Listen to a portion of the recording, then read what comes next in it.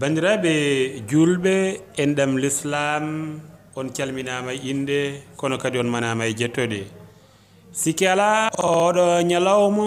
ko ñalawma mawɗo e nder ñalawmaji diine l'islam nde tawno ko kanko woni ñalawma ɓurɗo windere mo nelaɗo Allah sallllahu alayhi wa sallam yi aduna mawludu nabiyu sallllahu alayhi wa sallam ko ñalawma mo julɓe kala mawninta e nder windere nde kono ne kadi on ɗon ñalawma woni ko mawninira ɗo e nder leydi men Sénégal no wowiri ni leydi men Sénégal noon so haalama mawludu nabiyu hakkillaji kala doganta ko toon to wuro teddugol ngo Tiwawon nde tawno alhaji Malick Sy radiallahu taala anhu o waɗi hen ko mantini ko noon ne waɗira e nder nde ɗo hitande ujunnaje 2017 e nder leydi Sénégal kala ko ɗum saabi ngoɗo wuro teddugol ngo yiyeten Madinatu Wade kamɓe ɓe keedani hen caggal Madinatu Wade noon so haalama ko Madina Gounass woni ko haala nde tawno ko Sinthiane Cheikh Sirajidine Cheikh Alhaj Mouhammad Boun Saïd radiallahu taala anhu nde o sinci ɗum e nam o waɗi hen ko ceerno Moussa Niang ko on tigi woni e ngoɗo wuro sikki ala bandiraɓe musidɓe tedduɓe no jiiruɗen ndeɗo golle ni joni joni o ala ko mbaten so wona keɗoɗen daade almuɓe ɓe mbawa yaddude meɗen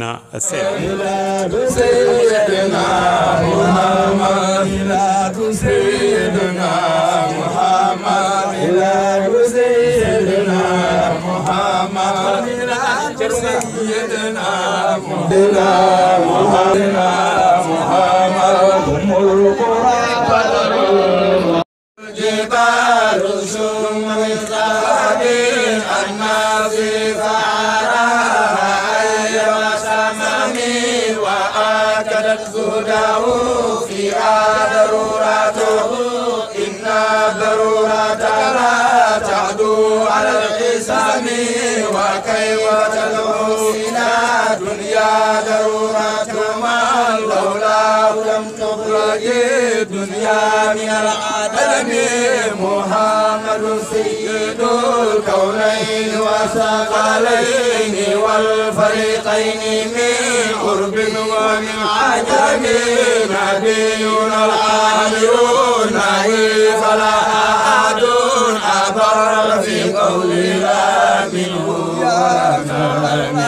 مولاي صل وسلم دائما أبدا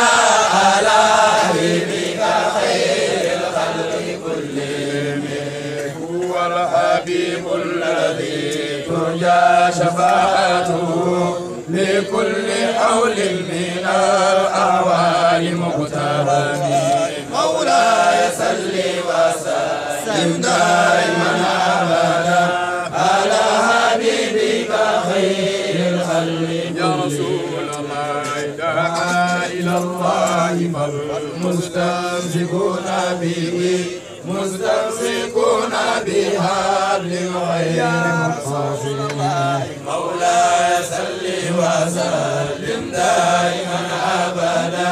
على حبيبك خير الخلق يا نبيه أبي خلق وفي خلق ولم يدانه في علم ولا كلام مولاي صل وسلم دائما ابدا على حبيبك خير الخلق يا رسول الله وواقفنا لديه نعدم من نقطة العلم أو من شافة العلم مولاي صل وسلم دائما أبدا على حبيبك خير الخلق يا رسول الله وكلهم من رسول الله ملتمس غربا من البحر أو رشفا من الديام مولاي صل وسلم دائما أبدا على حبيبك خير الخلق يا رسول إن شاء الله نجاحكم nde ɗeɗo daade belde ɗenanɗen deƴƴi ceerno Mouhamadoul Ali Ñang ko kanko tigi woni khalifa galle o ɗon ɗo wuro meɗen Madina Tuwat o arti kadi hollide en holko woni sababu oɗo jamma kono kadi e weltinde bandiraɓe ɓe e andinde ɗumenam mawludun nabiyu sallallahu alayhi wa sallam hol ɓure gonde hen e holno foti waɗirede bandiraɓe musidɓe tedduɓe enen fof ala no mbatten so wona mbawen hettade ceerno men ceerno Mouhamadou Ali Niang ɗon ɗo wuro meɗen Medina Tuwat nde tawno jamma o weeli ko ɗum saabi ceerno o arti hen ko ɓuri yajje ha almuɓeɓe tigi mbawi weltade ko hono noon jamma o jokkira ha ɗo wawno haɗoyde kala ceerno Mouhamadou Ali Alhamdulillahi rabbil alamina no ceerno men wowi wiide ni tan en jetti Allah ene laaɗo mum sallallahu alayhi wa sallam awwalan wa akhiran zahiran wa badinan fi kulli makanin wa fi kulli halin alal haqiqati jonde nde ko jonde dewal Allah jonde nde ko jonde welede Allah jonde nde ko jonde njurumdiru Allah ko hoynanteno noon so tawi saami hoccete tan jammane laaɗo Allah sallallahu alayhi wa sallam so jamma o yonti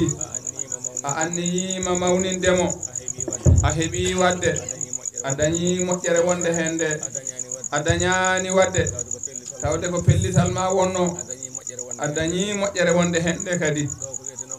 ɗo ko wiyeteno mawludu nabiyyi ko sallallahu alayhi wa sallam gongira e gonga ina wayno ɗum waɗama ni nde wonno ala ko rendini en ɗo so wona saabu Allah ene laaɗo mum e Cheikhana Ahmada Tidiani e seerenɓe men ɓe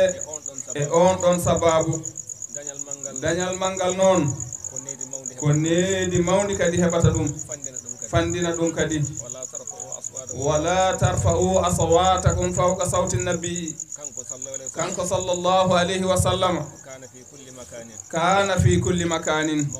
mawjudun hadirun fi kulli hadaratin islam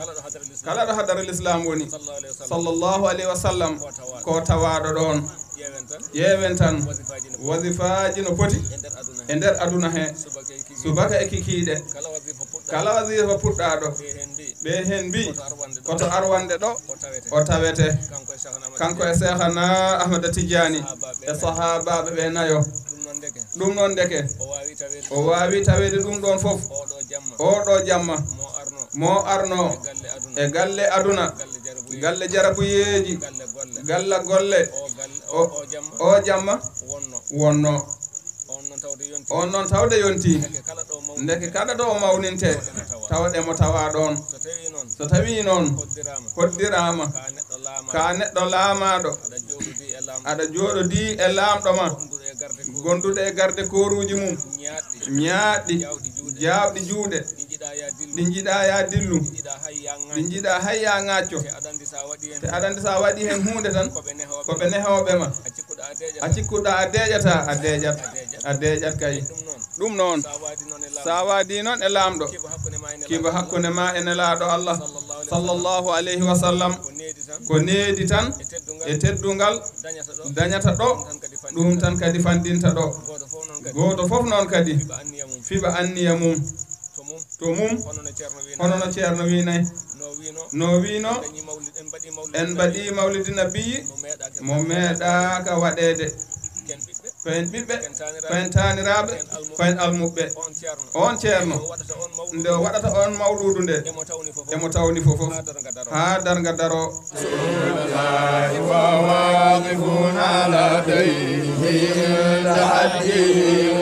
من نقطات العلم أو من شكلة الحكم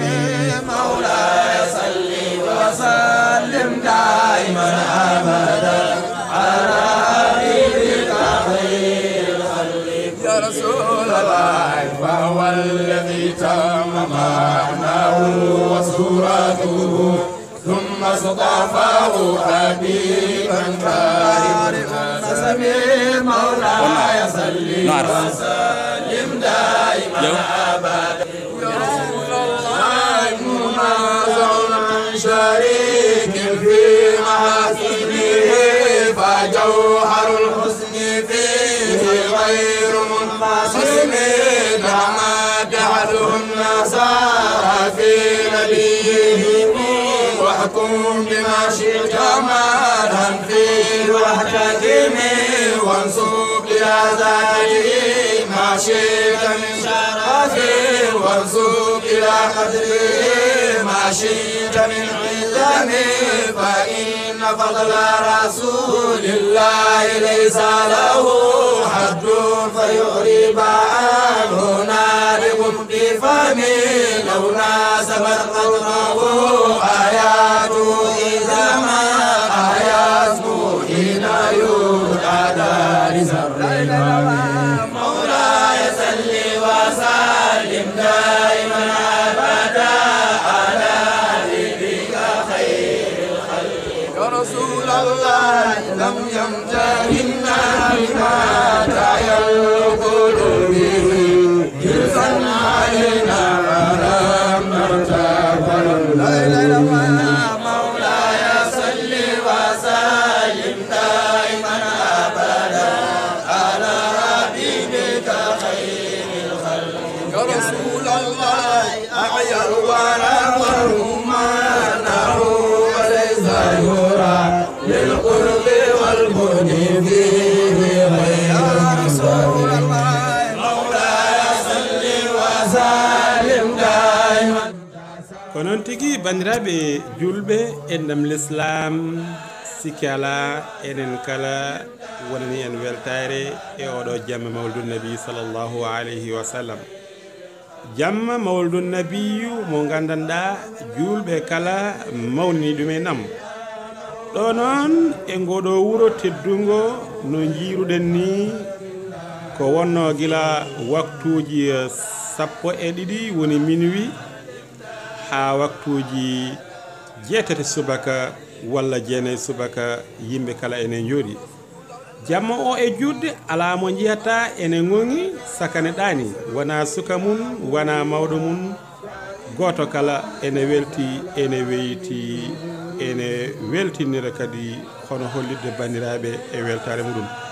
bande musidɓe tedduɓe Allah rokki en tawede hikka yo rokki en tawede duuɓi limtinɗi taweɗen ɓeydi dine men en gustaki yo Allah jaɓanen golleji ɗi o yaafo en perguite men sabu barke Allah nam sallllahu alayhi wa sallam ɗo e wuuro moɗon teddugo wuuro men teddugo ngo Madina Tuwata ko musidɗo moɗon Basirou Bane woni ko arnoɗo e inde sakkirde meɗen Daka FM ngam ɗettande en ndeɗo golle toon to ñeñele karallagal walla mbiyen caméra e vidéo ko musidɗo moɗon Basirou Bane wondude sawtu walla yo Allah rokku en tawede mawludu hitande ujunaji ɗe 19 taweɗen mbiɗe dine men en gustaki amin مولاي صل وسلم دائما ابدا على حبيبك خير الخلق يا رسول الله كالثار في تعرف والبدر في شرف والبار في كرم والدار في همم كأنه وهو